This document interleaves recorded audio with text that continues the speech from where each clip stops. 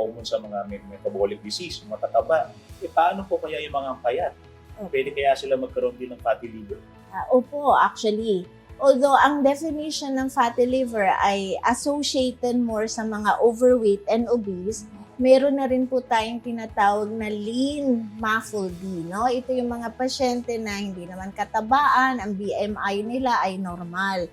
And base po sa mga recent literature, ito po yung mga pasyente na merong kaakibat na diabetes.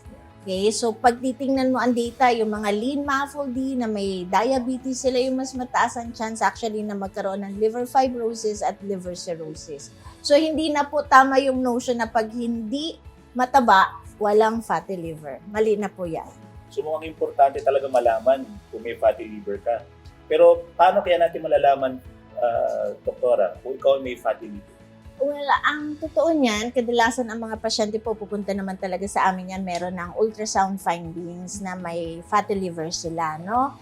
So, ang maganda lang sa panahon ngayon, mas maraming Pilipino ang very health conscious na hindi naman kailangan may nararamdaman sakit sa katawan. Ito na po yung mga taong pupunta sa doktor or sa laboratory every 6 months or every year na nagpapacheck up, no? ECG, blood test, urinalysis, at masaya po ako, sinasama na nila sa check-up nila yung ultrasound. So, marami na rin po dahil dito sa pamamaraan na to na nadadiagnose na may fatty liver.